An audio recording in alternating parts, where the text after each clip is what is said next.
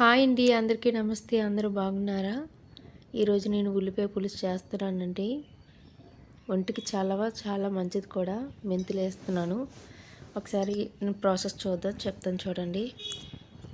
మెంతులు ఒక half spoon నానబెట్టుకోవాలండి, కడిగేసుకొని చిన్న కప్పులోకి.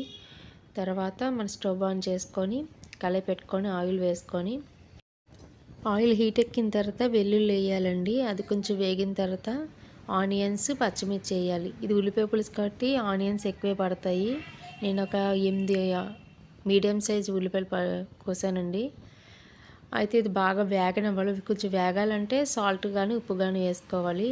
సాల్ట్ వేసి బాగా వేగనిచ్చాను. తర్వాత కొంచెం పసుపు వేసాను. తర్వాత కొంచెం లైట్గా లైట్ కలర్ అనమాట, ఎక్కువ వేగిపోకూడదు. లైట్గా వేగిన తర్వాత కారం మనకి కొంచెం ఎక్కువే పడుతుంది. ఉల్లిపాయ తీయగా ఉంటుంది కదండి. ఒక 2 స్పూన్స్ వేసుకోవాలి. అంటే నేను పిల్లలు తింటారని కొంచెం మాకు సరిపడా వేసుకున్నాను. అది వేసిన తర్వాత టమాటాలు ఒక 2 టమాటాలు వేసి అది కూడా మగ్గిన తర్వాత పెద్ద నిమ్మకాయ సైజు చింతపండు తీసుకొని వాష్ చేసుకొని నానబెట్టుకొని దాని జ్యూస్ తీసి అది వేసుకోండి. చింతపండు చిక్కగా కాకుండా కొంచెం లూజ్గానే వేయాలండి. అది దగ్గర అయ్యేదాకా మనం మూత పెట్టుకొని బాయిల్ చేసుకోవాలి. అంటే వంట చేస్తూ వీడియో నేనే తీసుకోవాలి.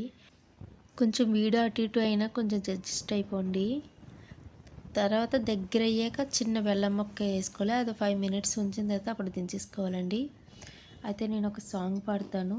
అది ఎంతమందికి ఇష్టమై సాంగ్ కామెంట్లో చెప్పండి, ఎలా పాడానో కూడా. దీన్ని తీగలాగా కొట్టి తీపి మంట రేపుతావు, పుంపులాంటి గుండెలోన దారమల్లి తాకుతావు, నీనా నారూపీనా. ఈ సాంగ్ మీకు నచ్చితే లైక్ చేసి, షేర్ చేసి, సబ్స్క్రైబ్ చేయండి. మళ్ళీ నెక్స్ట్ వీడియోలో కలుద్దాం. బాయ్ అండి.